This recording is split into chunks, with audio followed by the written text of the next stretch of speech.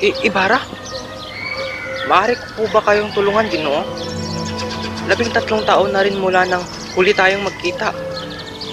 Ikinagagalak ko po na kayo tulungan. Nakikilala mo ba ako, binata?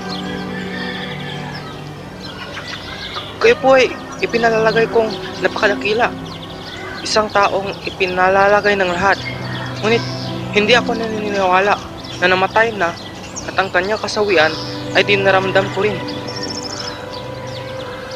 Ikinalulungkot ko ngunit kinakailangan kitang patayin. Ika'y naghahawak ng lihim na maaari kang ipapahamak. Walang sinuman ang hadang sa aking mga balak. Hindi mo kinakailangan gawin yun, Ginoo. Huwag tayong dumagak ng dugo sa isa't isa. Gayunman, hindi ko pagsisihan na ika'y di ko papatayin. Pareho lang tayong naghahanap ng katarungan at nararapat lamang tayo magtulungan. Totoo nga. Ako si Crisostemo Ibarra at naparito 13 taon na ang nakalilipas. Ipaghihiganti ko ang isang dakilang kaluluwang sadyang namatay para sa akin. At ngayon nagbabalik upang suin ang tiwaling pamahalaan. Buhay man ang itataya para sa bayan. Wala kang dapat ipag-alala sa ating bayan.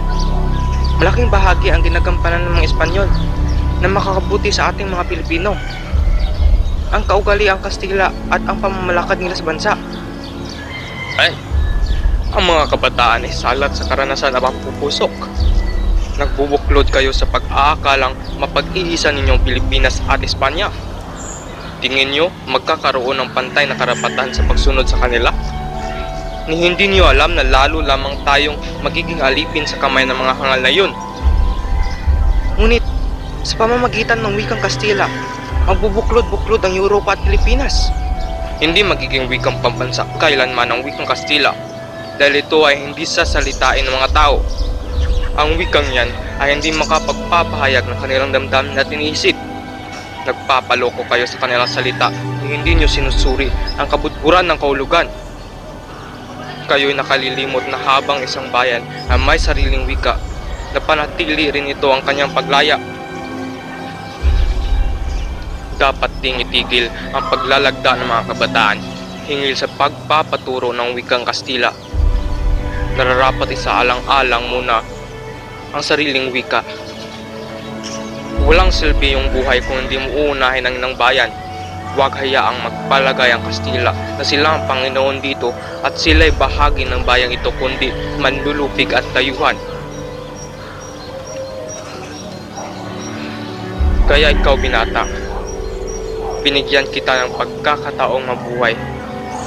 Pagtulungan nating baguhin ang lihis na hangarin ng mga kabataang nagpapakastila at kung ayaw ituro sa inyo ang kanilang wika ay tiyak na mas mabuti pang pagtuunan ng pansin ang katutubong wika.